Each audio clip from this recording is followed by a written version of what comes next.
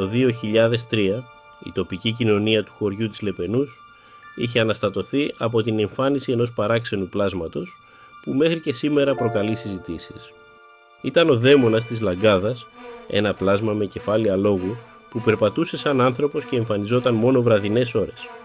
Πολλές οι μαρτυρίες κατοίκων που το είδαν. Ένα βράδυ εμφανίστηκε δίπλα σε έναν νεαρό που οδηγούσε μηχανάκι και εξαφανίστηκε. Άλλος κάτοικος το είδε άλλο βράδυ ενώ οδηγούσε το αυτοκίνητό του. Σε άλλη περίπτωση κάποιος που το είδε το πήρε από πίσω με το αυτοκίνητό του και το είδε να μπαίνει σε έναν στάβλο ενώ έβγαζε παράξενες λάμψεις στα πόδια του. Ο βοσκός που έβαλε το κοπάδι του σε σπηλιά, έντρομος είδε το πλάσμα και το βαλέ στα πόδια από το φόβο του. Τα βράδια ακούγονταν τα σκυλιά της περιοχής να παλεύουν με το πλάσμα. Στο χωριό γινόταν καθημερινή συζήτηση παντού και δίνονταν διάφορες ερμηνείες. Οι περισσότεροι πίστευαν πως το πλάσμα είναι ένας καλόγερος που ζούσε αρκετά παλιά εκεί και οι κάτοικοι τον άφησαν άταφο. Παρόλο που πέρασαν χρόνια από την τελευταία του εμφάνιση, ο δαίμονας της Λαγκάδας προβληματίζει μέχρι σήμερα. Απέναντι από τη θέση που είναι σήμερα κτισμένο το χωριό του Αετού, στην κορυφή απόκρημου λόφου, είναι κτισμένο το ομώνυμο φρούριο. Το κάστρο περιβλήθηκε με γραφικό θρύλο. Στα χρόνια της εισβολής των Τούρκων, η Αρχοντοπούλα, για να γλιτώσει από την πολύμηνη πολιορκία, έβαλε μπροστά όργανα να παίζουν μόνα τους για πολλές μέρες χωρίς χέρια ανθρώπων, φόρεσε τα γοβάκια της ανάποδα και χάθηκε στα βουνά. Ξεγέλασε έτσι τους εχθρούς που πίστεψαν ότι υπήρχαν ακόμη υπερασπιστές στο κάστρο και παραπλανήθηκαν από τα ίχνη της στα μονοπάτια.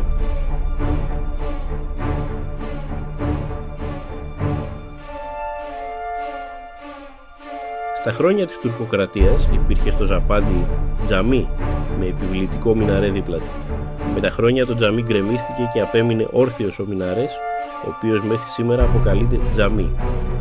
Κάτοικος του χωριού είδε κάποτε όνειρο που του ερμήνευε που να σκάψει για να βρει χρυσές λίρες. Πράγματι, ο άνθρωπος την επόμενη μέρα, χωρίς να το αναφέρει πουθενά, έσκαψε στο σημείο που είδε στο όνειρο και βρήκε ένα σεντούκι με ολόχρυσες τουρκικές λίρες. Άλλος κάτοικος είδε ένα παρόμοιο όνειρο με τη θέση που βρισκόταν ξανά θησαυρός κοντά στο τζαμί.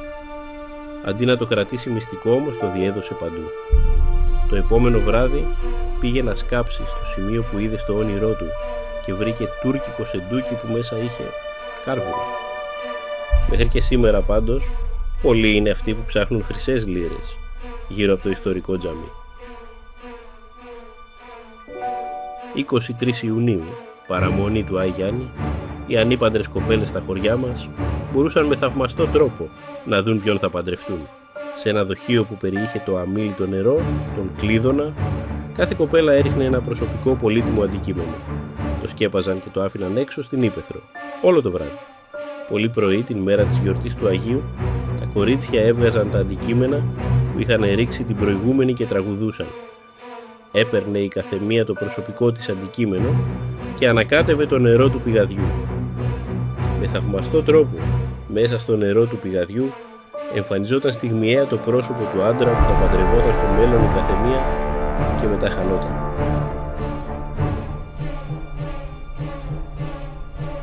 Στα χωριά της περιοχής υπήρχε ο φόβος της μούτας, ενός τρομακτικού γυναικείου πλάσματος που παραμόνευε για να αρπάξει παιδιά. Όταν έμεναν μέχρι αργά έξω το βράδυ, όταν απομακρύνονταν πολύ από το σπίτι, όταν έκαναν επικίνδυνα και παράτολμα παιχνίδια, όταν μιλούσαν με αγνώστους.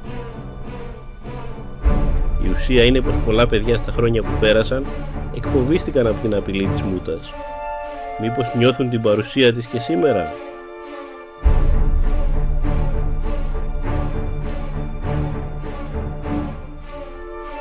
Δεκαετία του 20, στο χωριό Μοναστηράκι κοντά στη Βόνιτσα, καταφτάνει ο Άγγελος Τανάγρας, πρόεδρος της εταιρείας ψυχικών ερευνών. Συνοδεύεται από 3 δικαστικούς. Έχουν έλθει στο χωριό για να ερευνήσουν κάποια ανεξήγητα φαινόμενα που έλαβαν χώρα σε ένα σπίτι, στο σπίτι του Πεταλά, ενός δημοδιδάσκαλου. Λεγόταν πως πριν από 20 χρόνια ο Πεταλάς είχε σκοτώσει έναν έμπορο από την Ιθάκη και τον έθαψε στην αυλή του σπιτιού του. Κανείς δεν το έμαθε και μετά τον θάνατό του άρχισαν τα αξιοπερίεργα φαινόμενα, κυρίως καταστροφή ρουχισμού με παράξενες εξάγωνες ή επτάγωνες τρύπες, ακόμη και σε κλειδωμένα στον παούλο ρούχα. Η χήρα του Πεταλά έφερε τον παπά του χωριού για αγιασμό και εξορκισμό, μα το κακό συνεχιζόταν. Μια μέρα που έψινε ψωμιά στο φούρνο, παρατήρησε πάνω τους βαθουλώματα από μεγάλες ανθρώπινες δαχτυλιές, χωρίς να υπάρχει κάποιος άλλος στο σπίτι. Άλλη φορά, κάποιοι συγγενείς είδαν πάνω στο τραπεζομάντιλο τρύπες από παλάμες και έφυγαν έντρομοι. Ο επίσκοπος Μεσολογγίου, Παρθένιος Ακύλας, τέλεσε ο ίδιος αγιασμό και ζήτησε ο αγιασμός να μπει μέσα σε ένα δοχείο, το οποίο κλείδωσαν μέσα στη στοιχειωμένη κασέλα. Όταν άνοιξαν την κασέλα, διαπίστωσαν πως ο αγιασμός είχε χυθεί. Αγανακτισμένος ο επίσκοπος ζήτησε από τον ιερέα του χωριού να παραμείνει όλη τη νύχτα στο καταραμένο σπίτι μαζί με έναν συγχωριανό. Παράξενοι θόρυβοι όμως τους αναστάτωσαν, όπως και το λάδι από το δοχείο που χυνόταν μόνο του, αλλά και τριγμοί από τη στέγη που τους έκαναν να φύγουν από το σπίτι. Άλλη μέρα ήρθε να τελέσει αγιασμό και ο επίσκοπος Γόρτινος. Ζήτησε να κλειδωθεί στην κασέλα ο αγιασμός και ένα σταυρός. Όταν ξανά άνοιξαν την κασέλα, το δοχείο του αγιασμού είχε αναποδογυρίσει και ο σταυρός είχε χαθεί. Η χήρα του Πεταλά, ανήμπορη πια και στο έλεος των ανεξήγητων φαινομένων, παίρνει την τολμηρή απόφαση να κάψει το σπίτι με τη βοήθεια της κόρης της. Η διόρροφη κατοικία έπρεπε να καεί σε λίγες ώρες. Χρειάστηκαν όμως 3 ολόκληρα μερόνυχτα για να καεί εντελώς το σπίτι. Μετά και από αυτό το γεγονός, οι κάτοικοι πίστεψαν πως ο Πεταλάς είχε βρικολακιάσει.